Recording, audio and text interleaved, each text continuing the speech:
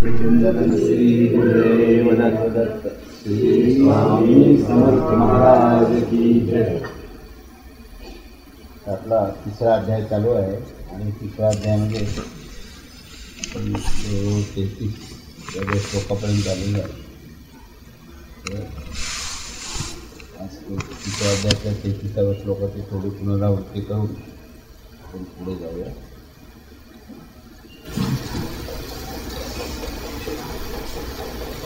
33व्या श्लोकाचा मुख्य जो विषय आहे तो स्वाभाविक कर्माच्या क्रियेत प्रकृतीची प्रबलता असते, असं ती तो सिद्धांत. कुठलीही स्वाभाविक जी क्रिया असते ना, ती क्रिया मुख्यत्वे करून प्रकृतीच्या गुणामुळे होत असते, असा सिद्धांत आहे. आणि लोक असं म्हणतो की सदृशं चेष्टते स्वास्याः प्रकृतेर ज्ञानवानपि प्रकृतीं यान्ति भूतानि निग्रह किं करिष्यति. सर्वच प्राणी प्रकृतीप्रत जातात, म्हणजे आपल्या स्वभावाला परवश होऊन कर्मे करतात. परंतु ज्ञानी माणूससुद्धा आपल्या प्रकृतीला अनुसरून क्रिया करीत असतो. मग अशा स्थितीत स्वभावापुढे हट्ट काय करणार, असा शब्दशः अर्थ येतो. तर आता ह्याच्यामध्ये 4 चरण आहेत आणि प्रत्येक चरणाला अतिशय असं एक वेगळं महत्त्व आहे. ह्या 4 चरणामध्ये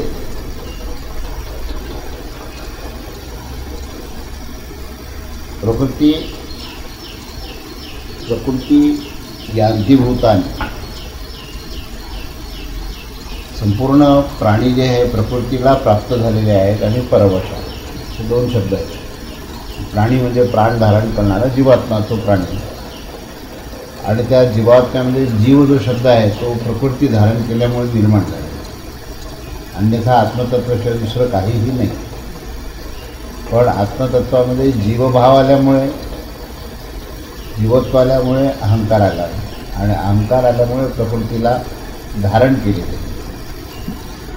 धारण करणे आणि प्रकृतीचं स्वतंत्र अस्तित्व असणे, ह्याच्यामधला जो भेद आहे तो समजणं महत्त्वाचं आहे. जेव्हा प्रकृती धारण करतो तेव्हा तो परवश होतो, आणि यावेळेस प्रकृती स्वतंत्रपणे आपलं कार्य करत आहे आणि आपण हा आपल्या जागी बसलेला आहे, तेव्हा तो स्वाधीन होतो. तेव्हा पहिला जो भाग आहे प्राणी, हा प्रकृती धारण करून परवश होतो आणि प्रकृतीच्या ज्या काही गुण त्याच्यामध्ये आहेत त्या गुणाच्या अनुसार तो परवश होऊन कर्म करत राहतो, असं सिद्धांत. त्याचा थोडा विस्ताराने आपण पहिल्यांदा विचार करू की प्रत्येक जीव जो आहे हा अनंत जन्म मृत्यूच्या चक्रामधून भ्रमण करत करत हा अंततः मनुष्याने जन्म तो घेतो. आणि मग मनुष्य जन्मामध्ये आल्यानंतर त्याला बुद्धी प्राप्त होते, विवेक प्राप्त होण्याची क्षमता होते, आणि मग तो चिंतन करायला लागतो की आपण कोण आहोत, कुठून आलो, आपल्या जीवनाचं प्रयोजन काय, आणि आपण जे काही परवश आहोत, पराधीन आहोत, या परवशतेतून पराधीनतेतून आपल्याला स्वाधीनतेकडे कसं जाते. साधारणतः व्यवहारामध्ये सुद्धा मनुष्य काय म्हणतो की प्रत्येकाने स्वावलंबी व्हावं, पण त्याचा विचार हा सीमित असतो की पैशाच्या बाबतीत तो स्वावलंबी व्हावा, व्यवहाराच्या बाबतीत तो स्वावलंबी व्हावा. पण त्याचं जे मूळ आहे ना, ह्या सगळ्या विचाराचं काय मूळ असेल असा प्राणी विचार करत नाही. एखादा बैल असेल, एखादा घोडा असेल, तो असं कधी विचार करत नाही की मी पैशाच्या दृष्टीने स्वावलंबी व्हावं, माझा चारा जो आहे तो मला स्वतंत्र मिळावा, माझ्या हक्काचा चारा असावा, असा घोडा किंवा बैल विचार नाही करत. मनुष्य विचार काय करतो की माझं स्वतःचं घर असावं, माझं स्वतःचं बँक बॅलन्स असावं, माझं स्वतःचं मी स्वावलंबी असावं. हा विचार जो इतर प्राण्याशिवाय मनुष्यामध्ये जो आला तो कुठून आला. हे स्वावलंबी होण्याचं किंवा एखाद्या देशाचे नागरिक जे आहेत हे त्या देशाला जर अतिक्रमण झालं त्या देशावर आणि पारतंत्र्य प्राप्त झालं, ते सर्व नागरिक जे आहेत ते एकत्र येऊन ते म्हणतात की देश हा स्वतंत्र झाला पाहिजे. आपण पाहिलं ना 1947 आधी मोठी चळवळ झाली, स्वातंत्र्य जवळजवळ 100-150 वर्षापर्यंत स्वातंत्र्य मिळण्याचा प्रयत्न केला. पण त्यांचा सीमित विचार जो आहे हा स्वातंत्र्याचा काय होता की आम्हाला राजकीय स्वातंत्र्य असावं, मिळालं पाहिजे, आपण राजकीयदृष्ट्या स्वावलंबी झालो असा आपण देशाच्या पातळीवर विचार करतो. तसंच पूर्ण जगाच्या पातळीवर असा आपण अनेक अशा संघटना जागतिक आहेत त्याच्यामध्ये असा विचार होतो की अनेक रोगजंतूपासून, अनेक असाध्य अशा रोगापासून हा मनुष्य हा स्वतंत्र झाला. तसं WHO नावाची संस्था आहे ना, त्या संस्थेमध्ये काय कार्य चालतं किंवा अतिशय कठीण असे जे असाध्य रोग असतात त्याच्यावर विजय मिळवला पाहिजे. आपला संघर्ष जो आहे, नाही तर आपण या रोगामुळे आपण पराधीन होतो. हा इतका व्याधीग्रस्त झालेल्या माणसाला मृत्यूशिवाय पर्याय नाही. मग WHO काय प्रयत्न करतो की नाही तो स्वाधीन झाला. पण हा सुद्धा विचार सीमित आहे जागतिक पातळीवर सुद्धा की माझं शरीर जे आहे हे स्वाधीन असावं किंवा माझा देश हा राजकीयदृष्ट्या स्वतंत्र असावा किंवा व्यक्तिगत पातळीवर सुद्धा मी स्वावलंबी असावे. असे जे काही विचार ते व्यक्तीपासून ते पूर्ण विश्वापर्यंतचा विचार केला तर हा विचार जो हा मनुष्यामध्ये आला की मी स्वावलंबी असावं, मी स्वाधीन असावं, हा जो विचार आला तो कशामुळे आला? त्याला पराधीनतेचा अनुभव आल्यामुळे. पहिली गोष्ट तो परावलंबी आहे असं त्याला जाणवल्यामुळे. मग परावलंबी आहे असं त्याला का बरं जाणवलं? कारण त्यांनी असं पाहिलं की आपली जी प्रकृती आहे ह्या प्रकृतीमध्ये कित्येक गोष्टी अशा आहेत की त्या गोष्टी आपल्याला नको आहेत पण त्या आलेल्या आहेत, नको असलेल्या गोष्टी आलेल्या आहेत. आणि म्हणून मग आपण त्याच्यामध्ये सुधारणा केली पाहिजे. असं म्हणून मनुष्य हा सुधारण्याच्या मागे लागला आणि स्वावलंबी होण्याचा प्रयत्न गेल्या कित्येक सहस्त्र वर्षापासून तो करतो. पण खरा प्रश्न काय माहिती आहे का? स्वाधीन आणि स्वावलंबी म्हणजे काय? हा विचार आला कुठून? असं चिंतन करणारे माणसं दुर्लभ आहे. तो विचार भगवद्गीतेत आता इथे दिलेला आहे. आणि त्या विचारामध्ये इथे काय पहिल्या चरणात काय सांगितलं की संपूर्ण प्राणी हे प्रकृतीला प्राप्त होतात आणि परवश होऊन ते त्या प्रकृतीच्या गुणाच्या अनुसार हे कार्य करत असतात, असा पहिल्या चरणाचा सिद्धांत मांडला. म्हणजे प्रकृतीचे गुण आले की हा परवश होतो आणि याच्यातून त्याला स्वावलंबी व्हायचं हा त्यातला मुख्य विचार आहे. या विचारातून बाकीचे सगळे स्वावलंबी होण्याचे विचार आले. म्हणजे खऱ्या अर्थाने स्वतंत्र जर व्हायचं असेल तर त्या प्रकृतीच्या गुणक्रीडेपासून तो स्वतंत्र होणं हा खरा स्वातंत्र्याचा अर्थ आहे. ह्या स्वातंत्र्याच्या मूळ विचारातून अनेक स्वातंत्र्याचे मग विचार सुरू झाले. त्या स्वातंत्र्यातून पुढे तो स्वैराचारी पण झाला. तो अजूनही स्वातंत्र्यापासून अजून पुढे भरकटला. मूलभूत स्वतंत्र म्हणजे काय हेच नाही कळालं आणि ते न कळता स्वातंत्र्यातून तो स्वैराचारी झाला. म्हणून तो आणखीनच बंधनात आला. आपण पाहतो ना की बाहेर ज्याला लिबर्टी असा शब्द वापरला, त्याला फ्रीडमच्या पेक्षा आणखीन एक जास्त पुढचा शब्द वापरला तो म्हणजे लिबर्टी. लिबर्टी ह्या शब्दाचा असं की इट इज माय लाईफ, हे माझं जीवन आहे आणि मला कसं जगायचं हे कोणी मला सांगू नका, असे नवीन संस्कृती ही आपल्याला पाहायला मिळते. आणि मग आईवडिलांना त्यांचे मुलं मुली काय म्हणतात की हे माझं जीवन आहे, कसं जगायचं हा माझा प्रश्न आहे, तुम्ही माझ्या जीवनामध्ये लुडबुड करू नका. ही स्वातंत्र्याची आणखीनच विकृत अशी संकल्पना ही बाहेर आली आणि त्याला लिबर्टी हा शब्द आला. लिबर्टी ह्या शब्दाचा अर्थ मी लावतो इथे की हा स्वैराचार आहे, स्वैराचार. हे त्याच्यामध्ये शास्त्र नाही, धर्म नाही, संस्कृती नाही, तर सगळ्याला फाटा देऊन माझ्या मनाला जसं येईल त्याप्रमाणे वागेल असाही स्वातंत्र्याचा अर्थ काढला. एवढं स्वातंत्र्य ह्या शब्दाचा अर्थ चुकीचा काढल्यामुळे मनुष्य हा भरकटत गेला. मग ते राजकीय स्वातंत्र्य असेल किंवा ते स्वास्थ्याच्या दृष्टीनं स्वातंत्र्य असेल किंवा ते आर्थिकदृष्ट्या ते स्वातंत्र्य असेल, हे सगळं जे स्वातंत्र्य आहे हे मर्यादित स्वरूपाचं स्वातंत्र्य.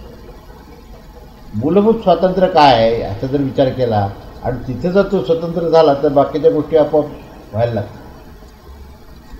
बाकीच्या गोष्टीचं फारसं काही गांभीर्याने चिंतन करण्याची आवश्यकता नाही राहणार. तर मूलभूत स्वातंत्र्य जे आहे ते हे गुणामध्ये जी प्रकृती कार्य करत असते, काहीतरी गुण असतात. प्रकृतीचे 3 गुण आहेत, सत्वगुण, रजोगुण, तमोगुण, हे 3 गुण आहेत. या 3 गुणामध्ये प्रकृती कार्य करते आणि त्या प्रकृतीला आपण काय केलं की धरून ठेवलं. म्हणजे काय केलं नेमकं की आपण हा जो देह आहे ना, हा स्थूल देह, सूक्ष्म देह आणि कारण देह, हे 3 देह हे जीवाने धारण केले, ते धरून ठेवले. आणि ते 3 देह धारण केल्यानंतर त्या 3 देहामध्ये जी प्रकृती आहे, कशी प्रकृती आहे मी मागे सांगितलं होतं की स्थूल देह जे आहे हा पंचमहाभूतांनी बनलेला आहे. सूक्ष्म देह जो आहे तो त्रिगुणात्मक प्रकृतीने बनलेला आहे आणि कारण देह जो आहे तो पंचतन्मात्रांनी बनलेला आहे.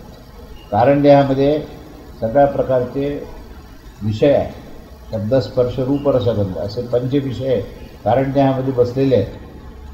अंतःकरणामध्ये, सूक्ष्मदेहामध्ये मन, बुद्धी, चित्त, अहंकार, पंचज्ञानेंद्रिय, पंचकर्मेंद्रिय आणि पंचप्राणामध्ये सत्वगुण, रजोगुण आणि त्रिगुण हे 3 गोष्टींनी बनलेले आहेत. त्रिगुणात्मक सूक्ष्मदेह आहे आणि स्थूलदेह जो अन्नमय कोश म्हणतो आपण, तो आकाश, वायू, अग्नी, जल आणि पृथ्वी अशा पंचमहाभूतांनी बनतो. म्हणून 3ही देहामध्ये ही प्रकृती आहे. पंचमहाभूतात्मक स्थूलदेह, त्रिगुणात्मक सूक्ष्मदेह आणि पंचतन्मात्रात्मक कारण देह, असा हा 3ही देह हे प्रकृतीने, हे 3ही देह आपल्या प्रकृतीच्या विविध अंगाने ही नटलेलं आहे. म्हणजे ह्या प्रकृतीचीच प्रॉपर्टी आहे ही खरं म्हणतो. पण आपण चुकून काय केलं की ही सगळी प्रॉपर्टी माझी प्रॉपर्टी आहे म्हणून आपण त्याला धारण केलं. नुसतंच धारण नाही केलं तर त्याच्यामध्ये आसक्त झालो आपण. आणि मग त्या देहाच्या निमित्ताने मी नावाचा जो शब्द निर्माण झाला, तिथेच जीव निर्माण झाला. जीवभाव तिथे आहे. तर तो वजा झाला तर आत्मभावाचं सगळं शिवस्वरूप आहे सर, तिथे तो घोटाळा झाला. आणि मग काय झालं की ह्या सगळ्या प्रकृतीमध्ये ज्या क्रिया असतात, आणि त्रिगुण म्हटलं की क्रिया आल्या.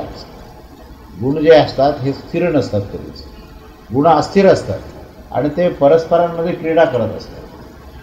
जसं अंतःकरण आहे ना, अंतःकरणामध्ये मन आणि बुद्धी कशी आहे, हे चंचल आहे, हे क्रियाशील आहे.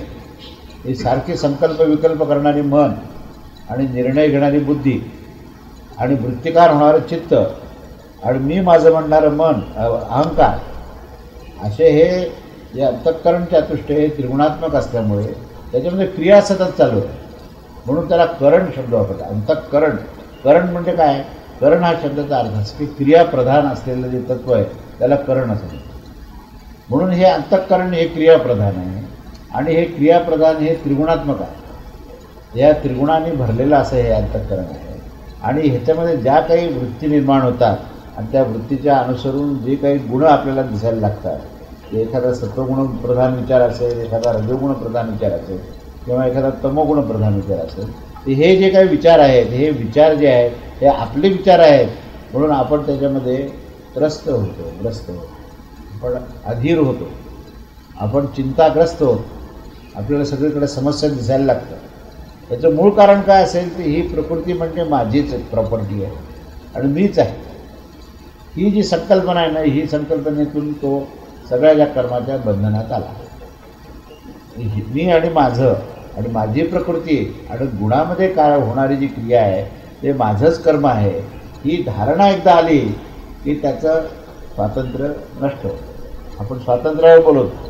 स्वातंत्र्य नष्ट का होतं तर हे आपण हे आपली मालमत्ता आहे, ही आपली मालमत्ता आहे समजल्यानंतर त्यात होणाऱ्या क्रिया ज्या आहेत हे आपलंच कर्म आहे अशी एकदा धारणा झाली बुद्धीची की पारतंत्र्याला सुरुवात.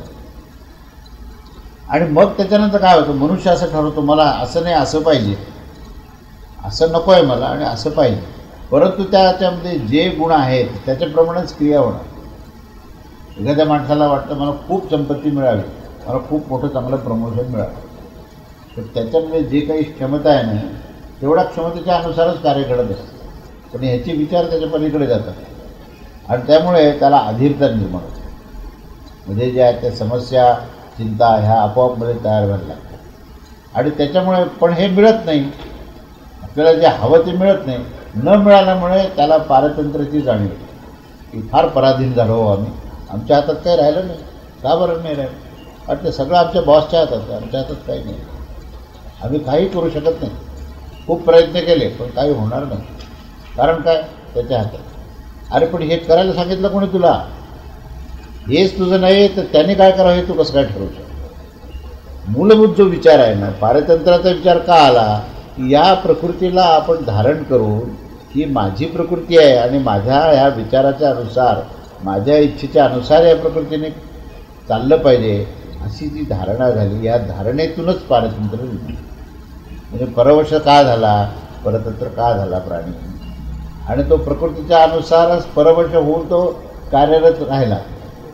जसं गुण आहे त्याप्रमाणे क्रिया ही घडणार. पण त्या क्रियेमध्ये मी करता म्हणला की ते क्रियाच ही कर्म होते आणि ते कर्मच माणसाला बंधनात टाकतं आणि ते बंधनच त्याला पारतंत्र्यामध्ये घेऊन जातं.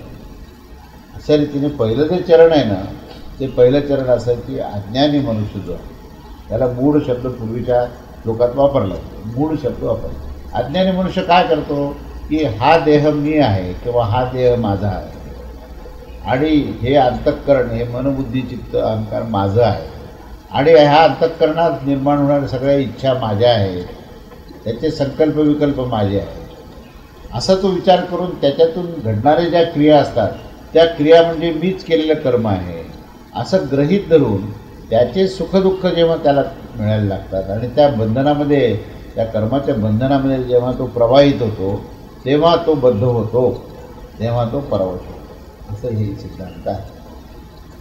आता दुसरा जो भाग आहे, हे जरा दुसऱ्या त्याने असं सांगितलं की ज्ञानी महापुरुष, ज्ञानवान अपि स्वास्याः प्रकृतेः सदृशं चेष्टते, असा शब्द वापरतो. ज्ञानी महापुरुष पण आपल्या प्रकृतीच्या अनुसार क्रिया करत असतात. पण म्हणून त्यांनी तीच गोष्ट सांगितली. मग भेद काय, फरक असला पाहिजे ना. एक मूढ आहे आणि एक ज्ञानी आहे.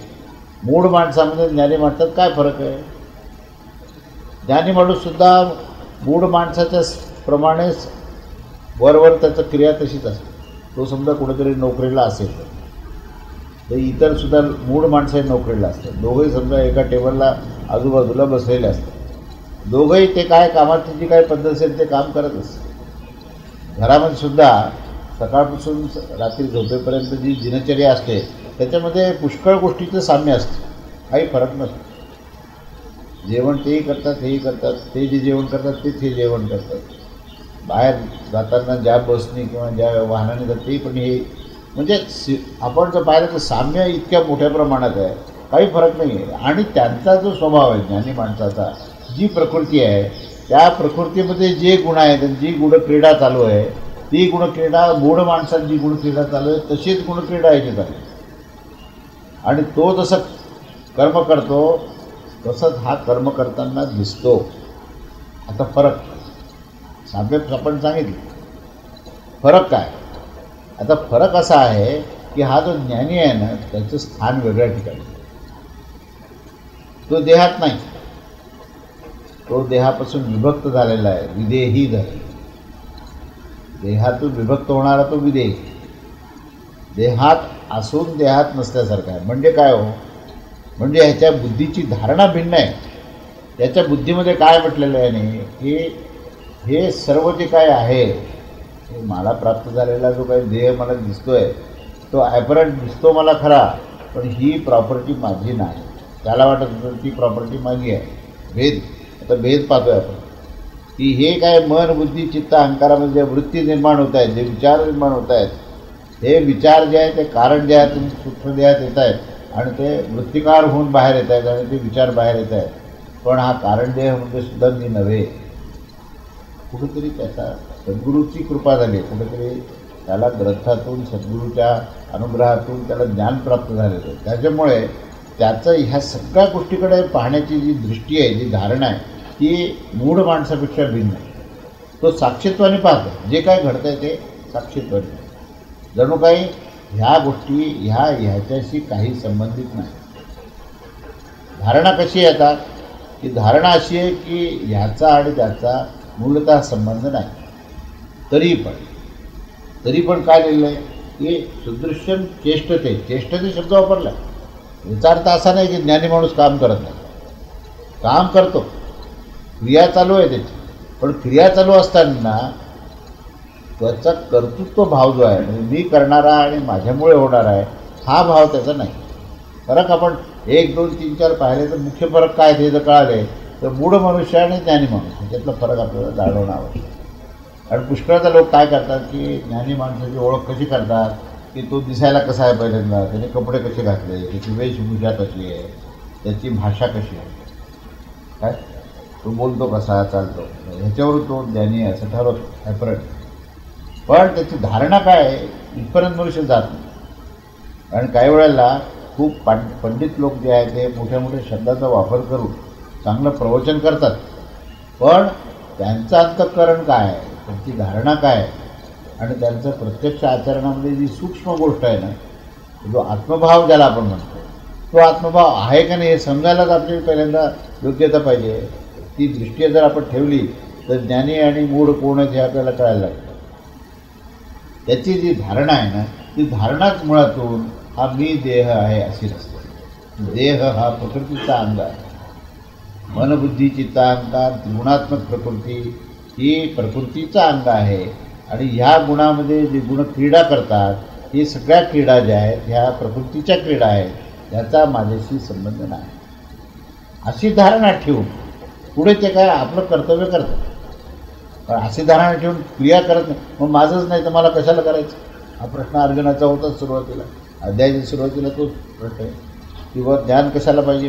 ज्ञान जर असेल, सिद्ध झालं असेल तर कर्म करायची गरज नाही. तर असं न होता तो काय करतो की तो आपलं कर्तव्य पार पडत असतो. कारण तो म्हणतो ही जी प्रकृती आहे ना, ही प्रकृती आपलं जे काही कार्य करते हे कार्य जे आहे हे सहजतेने होऊ द्यायचं, त्याला न होऊ देण्याचाही पण अट्टास ठेवायचा नाही आणि अमुक एका पद्धतीनेच ते झालं पाहिजे असाही अट्टास ठेवायचा नाही. शास्त्राच्या अनुसार, धर्माच्या अनुसार जे काही आपल्याला समोर विहित कर्म करून दिलेले आहे त्याच्या अनुसार ते कर्म होऊ देणे, करणे नव्हे. होऊ देणे आणि करण्यामध्ये फरक आहे. कारण ते होणारच ना. गुण आणि कर्म ह्याचा जो संबंध आहे तो असा आहे की तो स्वयंभू आहे. जिथे गुण आहे तिथे कर्म आहे आणि जिथे कर्म आहे त्या ठिकाणी कर्ता असतो. पण कोण करता हा प्रश्न आहे. मूढ माणसाला करता तो स्वतः होतो, ज्ञानी माणसाला करता पण नसतो. हा भेद आहे. हा भेद एकदा जर कळाला तुम्हाला तर मूढ माणसाची भूमिका आणि ज्ञानी माणसाच्या भूमिकेतला फरक कळतो की ज्ञानीसुद्धा हा त्याच पद्धतीने कार्य करत असताना धारणेमध्ये तो आपल्या स्वरूपामध्ये जाऊन बसतो. म्हणूनच तो साक्षीत्व प्राप्त करतो. साक्षीत्व कोणाला येईल? जो त्या वस्तूपासून भिन्न राहणार. मी मागे सांगितलं की प्रकृतीपासून जो संबंधपणे प्रकृती संबंध विच्छेद करून आपल्या स्वरूपात जाऊन बसतो त्यावेळेस तो प्रकृतीचं अवलोकन करू शकतो. तेव्हाच साक्षीत्व प्राप्त होतं. प्रवाहामध्ये पडल्यानंतर नदीला पाहत आहे, नदीच्या काठावर आल्यावर नदीला पाहतो.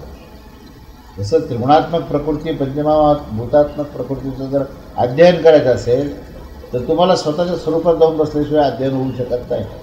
कारण त्याच्यातच वाहत जायचं आणि त्याचाच अभ्यास करायचा हे होणार नाही. हे होणार नाही. काही वेळेस लोक म्हणतात की बा आम्ही विज्ञानाचा रिसर्च करताना आम्ही त्याच्याशी एकरूप झालो होतो. एकरूप नाही, परमेश्वराशी एकरूप झाले तर तुम्हाला रिसर्च करता येईल. हे लक्षात घ्या.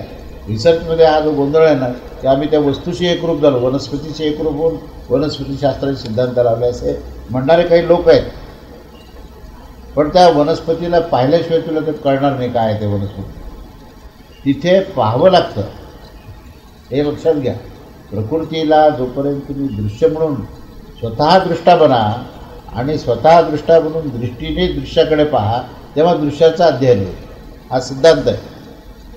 पण तुम्ही दृश्याचे जर एकरूप झाले तर दृष्टत्व नष्ट होईल आणि दृष्टी सदोष होईल. आणि सदोष दृष्टीने जे संशोधन होईल ना ते संशोधन नेहमीच हे अपूर्ण राहील, ते स्थिर राहणार. जेवढे म्हणून सायंटिफिक रिसर्च आहेत त्या सगळ्या सायंटिफिक रिसर्चमध्ये युनिव्हर्सल ट्रूथ हे मिळतच नाही. याचं कारण असं आहे की मनुष्य जो आहे सापेक्ष स्थितीमध्ये आहे. मनुष्य जो आहे त्या प्रकृतीमध्ये आसक्त आहे ना. जोपर्यंत आसक्त आहे तोपर्यंत ज्ञान नाही. ज्ञानाची प्राप्ती तेव्हाच होते जेव्हा तुम्ही ज्ञानस्वरूप होता. ज्ञानाशी एकरूपता लागते, प्रकृतीशी संबंध विच्छेद लागतो.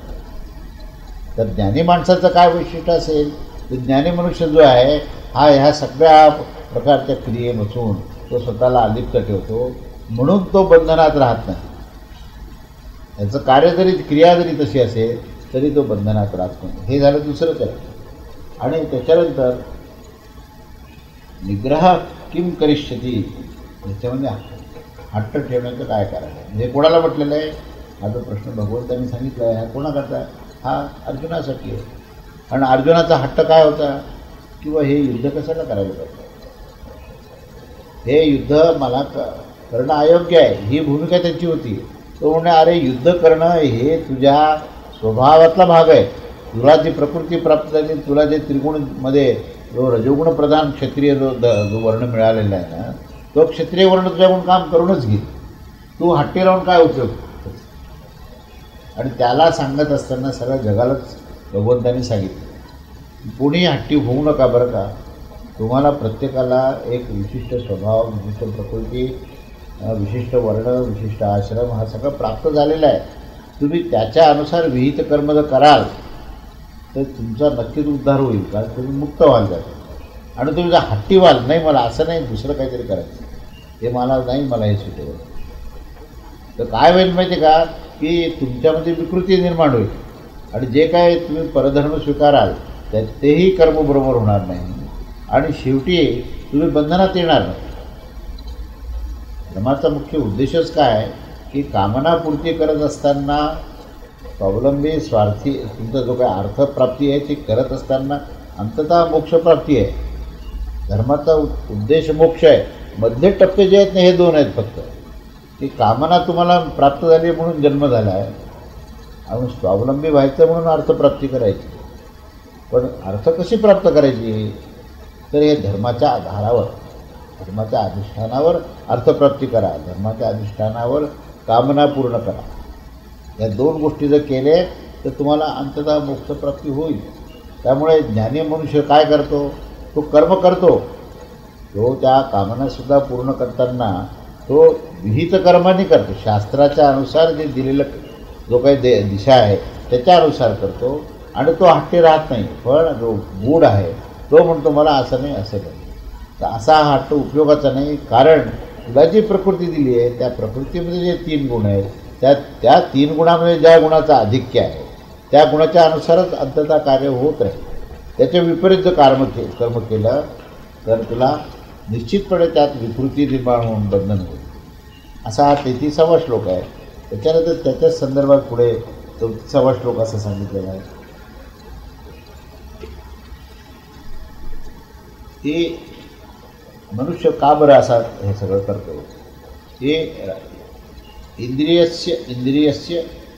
इंद्रियस्य अर्थे रागद्वेषौ व्यवस्थितौ तयोः न वशम् आगच्छेत तौहि अस्य परिपंथिनौ. इंद्रियस्य अर्थे, इंद्रियाच्या म्हणजे प्रत्येक इंद्रियाचं इंद्रिय काय, इंद्रियाचे इंद्रिय म्हणजे विषय. इंद्रियस्य हा जो शब्द 2 वेळेला वापरला ना, त्याचा अर्थ असा की इंद्रियाच्या अधिष्ठानावर काय असतं, इंद्रियाची जी काही धाव असते ती कशाबद्दल असते, ती त्याच्या विषयाबद्दल असते. म्हणजे जसं डोळ्याची धाव जी आहे रूपाकडे, कानाची धाव शब्दाकडे, तर प्रत्येक इंद्रियाची जी धाव असते ती त्याच्या विषयाकडे असते. 5 ज्ञानेंद्रिय आहेत, 5 विषय आहेत. तेव्हा प्रत्येक इंद्रियाला अशा प्रकारचं एक विषय दिलेला आहे. त्या विषयामध्ये त्याची धाव असतेच. पण पुढे काय दिलं आहे, रागद्वेषौ व्यवस्थितौ तयोः वशम. राग आणि द्वेष हे त्याच्यामध्ये त्या इंद्रियांचा आणि त्या विषयाचा जो संबंध आहे त्या संबंधामध्ये एक विशिष्ट गोष्ट लपून बसलेली आहे. ती सर्वसाधारण माणसाच्या लक्षात येत नाही. ती लपून बसलेली गोष्ट म्हणजे रागद्वेष. इंद्रियाचे इंद्रिय म्हणजे जो विषय आणि इंद्रिय ह्या दोन्हीच्यामध्ये काय जर असेल तर रागद्वेष नावाची विकृती आहे, ती असतेच. त्या विकृतीवर पूर्णपणे नियंत्रण करणे हे माणसाचं कर्तव्य आहे. कारण तेच माणसाचे सर्वात महान शत्रू आहे. आता काय झालं, ज्ञानी कसा असावा हे सांगितलं, ज्ञानी कसा असतो ते सांगितलं. तर तसा ज्ञानी तुम्हाला जर व्हायचं असेल तर काय अडथळे तुमच्यामध्ये आहेत ते सांगणं आवश्यक आहे ना. अडथळे काय आहेत, तर इंद्रियामध्ये लपून बसलेले जे रागद्वेष आहे ते तुमचे मुख्य शत्रू आहे. त्याला तुम्ही जर उंचारलं आणि त्याला जर मोठी सत्ता दिली, तुम्ही महत्त्व दिलं त्याला, त्या रागद्वेषाला, की निश्चित समजा की तुम्ही त्या सर्व विकाराला बोलावलेलं आहे आणि तुम्ही परत पारतंत्र्याला बोलवलं आहे. रागद्वेषामुळे पारतंत्र्य आहे.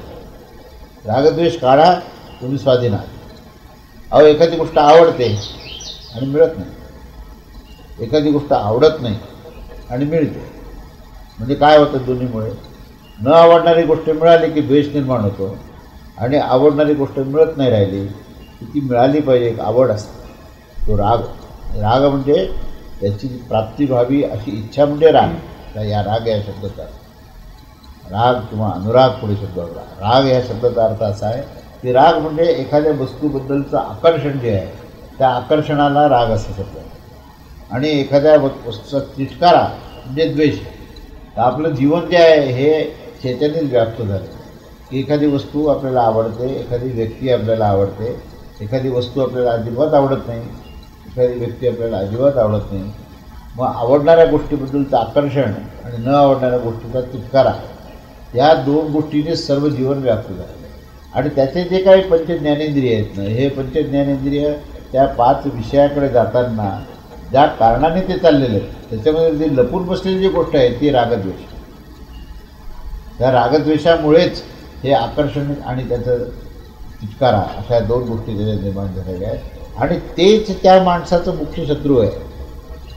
जे आवड झाली निर्माण, ज्या आवडीमुळेच भले भले माणसं फसून जातात. तो असा मासा जो गळाला लागतो की नाही, हे रागाचं उदाहरण आहे. माशाच्या करता इतकी त्याची ते भाव असते त्या गोष्टीकडे की आपण यांच्या गळाला लागू हे त्याला त्याचं भान नसतं. ती वस्तू खाण्याकरता तो म्हणून मध्ये जातो आणि त्याला तो बरोबर अडकतो. मासा जो आहे तो त्या गळाला बरोबर अडकला जातो. हा झाला राग. तसंच पुढे काय होतं की पुष्कळ वेळेला जे पारधी, फासे पारधी असतात, ते फासे पारधी जे काही पूर्ण व्यवस्था करतात पशूंना पकडण्याकरता, ही त्याच पद्धतीची असतात. काही वेळेला ध्वनीचा उपयोग, काही वेळेला आता हिंस्त्र पशूंना मारायचं असेल तर एखादा बकरा असेल, एखादा हरिण असेल तिथे बांधलेलं असतं आणि त्याची शिकार करण्याकरता म्हणून तो वाघ किंवा सिंह तिथे आला तर त्याला बरोबर त्या ठिकाणी आपल्या ह्याच्यामध्ये पकडून त्याची शिकार करणे किंवा त्याला पकडून घेऊन जाणे. भल्या भल्या बुद्धिमान प्राण्यांनासुद्धा या रागद्वेषामुळेच त्या अडचणी देतात. ही तर पशूची गोष्ट आपण समजू शकतो, पण माणसं ज्यांना आपण ज्ञानी म्हणतो, बुद्धिमान म्हणतो, ऋषितुल्य माणसं, हे कित्येक वेळेला त्यांना आपले नेमके शत्रू कोण आहेत हे कळत नाही. ते शत्रू बाहेर शोधत असतात की आपल्या स्पर्धेमध्ये कोण आहेत, आपल्याला अजून बाकीच्या गोष्टीमध्ये आपल्याला काय अडथळे येतात, आपलं धर्माचं संरक्षण झालं पाहिजे, आपल्याला ह्या अमुक लोकांची भीती आहे, तमुक. अरे तुझ्यामध्ये जे शत्रू बसले त्याचा विचार कर. पहिल्यांदा तुझ्यामध्ये जे लपलेले शत्रू आहेत ते काढतो. तर माणसाच्यामध्ये, प्रत्येक व्यक्तीच्यामध्ये जर लपलेला शत्रू कोण असेल तर रागद्वेष. आणि तो कुठे लपला आहे ते स्थानही सांगितलं भगवंताने. नुसतं असं म्हटलं नाही की त्याचं, तर तो इंद्रिय आणि विषय या दोघांच्या मध्ये तो अतिशय सूक्ष्म पद्धतीने जाऊन बसलेला आहे. तर असा जो रागद्वेष आहे तो त्याच्या कल्याणाच्या मार्गामध्ये विघ्न आणि शत्रू बनून बसलेला आहे. म्हणून तुला राग आणि द्वेष ह्याच्यावर तुला नियंत्रण ठेवणं आवश्यक आहे. तर तू जे काही तुला साध्य करायचं ते साध्य करण्याकरता तुला हे शक्य होईल. आणि त्याच्या पुढे 35व्या श्लोकात असं म्हटलेलं आहे की श्रेयान स्वधर्मो विगुणः परधर्मात् स्वनुष्ठितात् स्वधर्मे निधनं श्रेयः परधर्मो भयावह. चांगल्या प्रकारे आचरणात आणलेल्या दुसऱ्या धर्मापेक्षाही गुणरहित असतानासुद्धा स्वतःचा धर्म अतिउत्तम आहे. आपल्या धर्मात मरणे हे सुद्धा कल्याणकारक असेल आणि दुसऱ्याचा धर्म हा भय निर्माण करणारा असेल. आता हे रागद्वेष जे आहेत हे सर्वसाधारणपणे हे परधर्मात निर्माण होते. रागद्वेषाचा संबंध एक लक्षात घ्या की जिथे जिथे निषिद्ध कर्म आहे की नाही, कारण त्याला आपण शत्रू म्हणून सांगितलं. शत्रू काय करत असतो?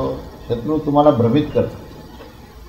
तुम्हाला भ्रमित करून तुमचा मार्ग जो मुख्य आहे त्या मार्गापासून तो विचलित करतो आणि अन्य मार्गाला घेऊन जातो, अन्य मार्गाला घेऊन ठार करतो. जसं किती वेळेला प्रवासाला आपण निघालो ना, हे काही फार सज्जन माणसं आपल्याला भेटतात, इतके छान बोलतात अगदी की कुठे चालले बा तुम्ही? अमुक अमुक तीर्थस्थानांत करतो, आम्हालाही तिकडेच जायचं आहे. त्यांचं सगळं लक्ष तुमच्याकडे जी काही संपत्ती असते की नाही तिथे असते. जुन्या काळामध्ये तर कसं घोड्यावरून वगैरे प्रवास करायचे लोक. पूर्वी काही रेल्वे विमान एवढे काही नव्हते. तेव्हा घोड्यावरून प्रवास करताना मध्ये जंगल लागायचे आणि मग दोघं तिघं निघाल्यानंतर आणखीन दोघं चौघं समजा म्हणाले की कुठे निघाले महाराज? असं चला आम्ही पण येतो, तर आपण सगळे मिळून जाऊ. तेही पण घोड्यावर, ही पण घोड्यावर, आणि प्रवास चालू आहे. पण जेव्हा सुरुवातीला नगरामध्ये ज्यावेळेस त्यांची भेट होते तेव्हा त्यांचा पेहराव, त्यांची भाषा असे असते की ते अतिशय सज्जन वाटतात. पण जसं घनदाट जंगल लागलं तसं ते ह्यांना ठार मारतात आणि यांची संपत्ती घेऊन जातात. असे ते जे काय असतील ना, म्हणजे खऱ्या अर्थाने चोर, खऱ्या अर्थाने शत्रू, पण दिसायला मात्र अतिशय उज्ज्वळ असे दिसणारे ते रागद्वेष आहे. असे ते रागद्वेष हे तुमच्या इंद्रियाच्या आणि विषयाच्या मध्ये लपून बसलेले आणि ते तुम्हाला केव्हा तुमचा दगा करतील काही सांगता येईल. म्हणून ह्याच्यापासून जर संरक्षण करायचं असेल तर काय करायचं? हा 35वा श्लोक सांगितला. ह्याच्याकरता तुमचं विहित कर्म तुम्ही जर केलं तर तुम्हाला निषिद्ध कर्माचं जे आकर्षण आहे ते नष्ट होतं. विहित कर्मामध्ये कधीही दोष लागणार नाही. विहित कर्म म्हणजे शास्त्राच्या अनुसार आचरण करणे. विहित कर्माचा अर्थ काय आहे की शास्त्राच्या अनुसार तुम्हाला नेमून दिलेलं कर्म तुम्ही करणे. त्याच्या व्यतिरिक्त किती वेळेला आकर्षण निर्माण होतं. काय असं आकर्षण निर्माण होतं की असं वाटतं की आपली सांपत्तिक स्थिती कुठल्या कुठे जाईल असं जर आपण केलं. काही वेळेला म्हणतात की तुम्ही या स्कीममध्ये या, तुम्ही एका वर्षामध्ये खूप मोठे असे कोट्याधीश व्हाल. आणि ते तुमचा तो धर्मच नसतो. ते त्या प्रकारचा व्यापार करणे किंवा ह्याच्यामध्ये तुमचा स्वभाव नसतो तो. पण मनुष्य क्षणिक असा त्या आकर्षणात येतो आणि त्या आकर्षणात येऊन तिथे जातो आणि असलेला हातचं पण गमावून बसतो. परधर्म असा आहे.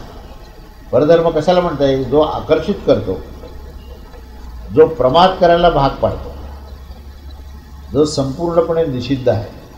काय आणि त्याला आकर्षणामध्ये जाणारा हा जो राग आणि द्वेष आहे ना, ही गोष्ट तुम्हाला आपण स्वधर्माशीच द्वेष करतो.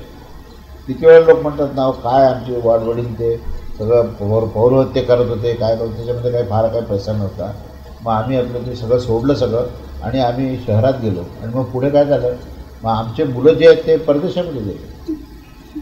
बघा 3 पिढ्यात काय चित्र आहे आपल्याला बघा की वडील जे आहे ते ज्योतिर्लिंगामध्ये रुद्राभिषेक करणारे होते.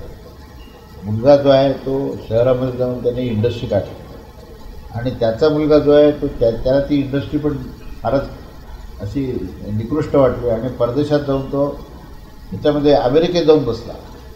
आणि मग काय चित्र झालं की ह्या अमेरिकेत गेलेल्या मुलाचे आजोबा एकेकाळी ते रुद्राभिषेक करत होते हे त्याला सांगितलं तरी त्याच्या लक्षात येणार.